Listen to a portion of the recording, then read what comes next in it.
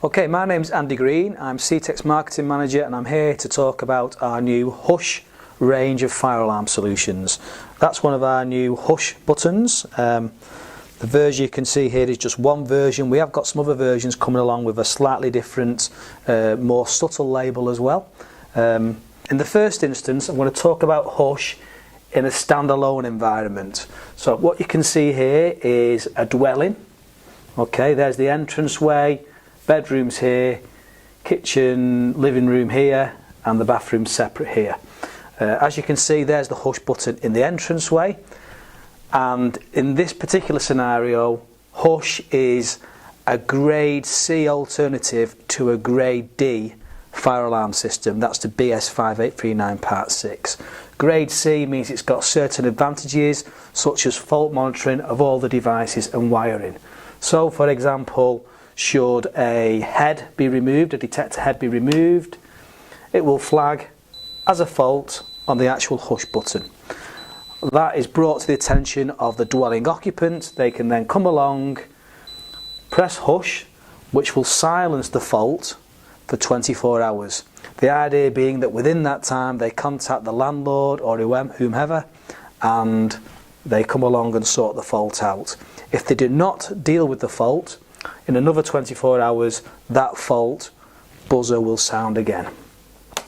And it will automatically clear when the fault is clear because it's non-latching. So that would give indication if maybe somebody removed a detector head or something like that. But that is only within the dwelling. Okay, so what else have we got on here? Well, we've got the fire level 1 and fire level 2 scenario.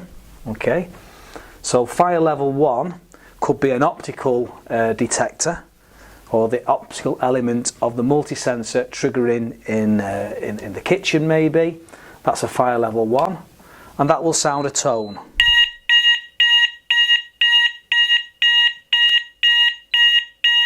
Okay, that can be hushed by the occupant pressing the Hush button, which can be situated at floor level or reachable from floor level. So there's no having to climb on a chair to silence a device that could be on the ceiling, which is often the case with grade D systems.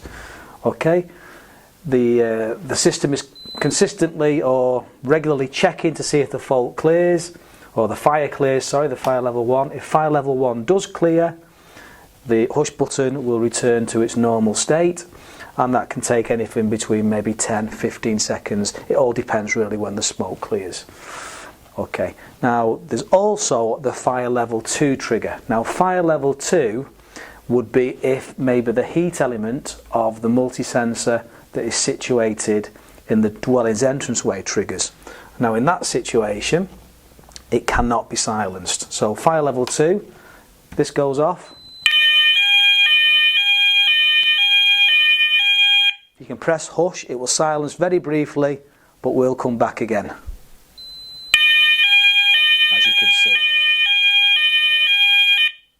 Okay, and that's just, I'm returning the system to normal there now. Okay, so that is a grade C solution, standalone. Hush button is self-powered, as you can see. There is a battery on the back. That'll give you 72 hours standby time. There's also a test facility on here as well. So in this situation, if the system's in its normal state, you come along and you press the test button. That will run through fire level 1, fire level 2, which is a different tone, and it will eventually reset. And the lights are also flashing there as well if you had visual alarm devices fitted. Okay, so fire level 2, which was a sounder there, could actually be a voice sounder. So it could be a message that's clearly telling the occupant what to do. But in this situation, we're using tones. Very, very easy to install. Once it has been installed, all the installer needs to do to learn the devices is press these two buttons together, and as you can see, the lights are now flashing, and you will get a binary indication of the number of devices that are fitted. So on this system, I think there's 5 devices altogether. So in a moment,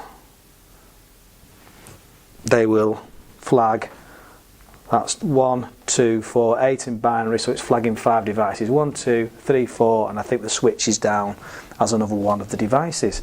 And it really is as simple as that. So that is the hush system when it's used in a standalone situation. You can do things on there as well, such as set it up so that if there was a fire level 1 or 2, or however you see fit, a cooker shut-off relay could trigger to cut the power to the cooker.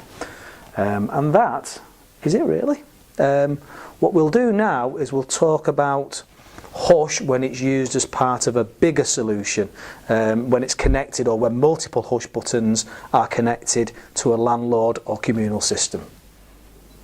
Okay, so as I explained, the real power of hush comes when it's connected to a communal fire alarm system and is used maybe in purpose-built blocks of flats within tower blocks. So what we have here on this particular scenario is an individual dwelling unit there, similar to the one I was talking about before, and that is one dwelling within a floor within a tower block. So that's apartment 501, which is here on floor 5 of this particular tower block. And in this tower block there is a communal fire alarm panel or system fitted, which is a ZFP fire panel. It's one of C-TEC's running the CAS protocol. Okay, and that is optionally connected off-site to a monitoring centre. So all of these individual dwellings that you can see here will have their own grade C hush system in there, alarm and detection system, all powered from the mains in each individual dwelling. But they are now all interconnected by one of these devices, which looks a little bit like a hush button, but it's basically an interface unit that sits on the addressable loop and is connected to each individual dwelling within the apartment block. So everything is now being monitored. Okay. Now in building such of this, which are purpose built, there is often compartmentalisation. So each individual dwelling has got some form of protection that is designed to stop the fire from spreading. And in most instances that works fine, and there's a stay put policy employed in these particular sites. Famously and sadly, however, there has been occasions when stay put has broken down for a variety of reasons, Grenfell possibly being the most famous.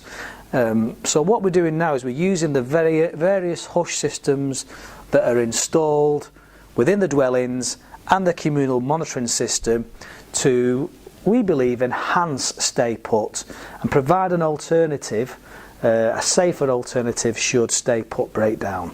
So you've got your individual dwelling.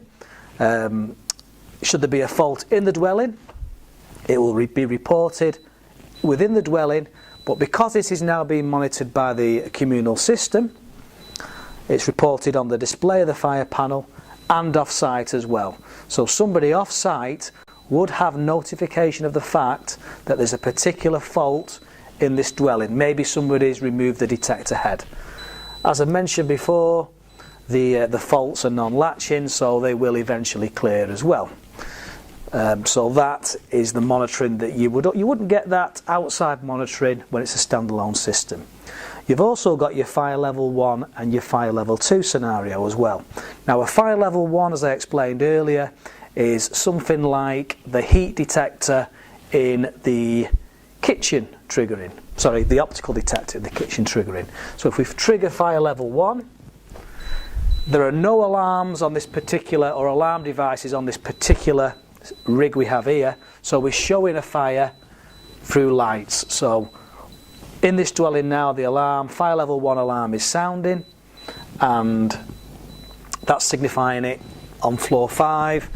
And fire level 1, it could be a false alarm, and typically is. It isn't reported at the panel, although it is logged there, but it is reported off-site. So the monitoring centre would have an indication that there could be something that could develop into a fire there. In most instances, if somebody is in the dwelling, maybe they've burnt the toast, they would simply silence the hush button and it would eventually clear and the system would return to normal, so it's not impacted on anything other than the individual dwelling. Of course, if nobody was in the dwelling, that fire could spread. It could ultimately spread to the hallway and the heat element of the device in the hallway could trigger. In those instances, it's likely to be a true alarm condition. And would it not make sense to maybe warn other areas of the building that there's a potential fire, or there is a fire? What we are doing here now is we are using the cause and effects at the fire panel to warn other rooms or other dwellings if there's a potential fire. So in this scenario, it's a true fire, the heat detector's triggered, fire level 2 goes, and the cause and effects are set up to trigger the alarm devices in these rooms too. So the tone is now, the fire level 2 tone is now sounding in these dwelling units. It could of course be voice alarm as well, but we're saying it's just tones at this particular juncture. It is reported on the fire panel display, and it is reported off-site as well. Fire level 2, it's a real fire, the fire brigade can now come. Now, you don't necessarily have to warn other rooms in this vicinity. You may decide, because there's a risk of smoke coming through this dwelling door here, that maybe you warn these automatically. Or you may want no automatic evacuation at all. You may want the fire services to decide. And that's often the case in these purpose-built blocks of flats. So the fire services, they're now aware of what's going on. They've been called out. They've got the information from the monitoring site, and they can look at the display and they know how the fire has developed. What they can now do is use these key switches that have been programmed at the fire panel to evacuate individual floors as they see fit, should they desire or should they require. So at Grenfell, it was obvious Stay Put was breaking down. The fire services had to climb the stairs and start knocking on people's doors. Here, they can simply turn a switch and utilise the alarm sounders that are in each individual dwelling unit to evacuate people on a particular floor. So they may decide to evacuate floor 5, and again that's being logged off site. Fire rises of course, so let's get floor 6, let's evacuate floor 6, let's evacuate floor 4, or they could, should the need arise, do a full evacuation, simultaneous evacuation all at once. Again, every single activation of a key switch is being logged here off site as well. So hopefully and eventually they will clear the fire condition and the system can return to normal.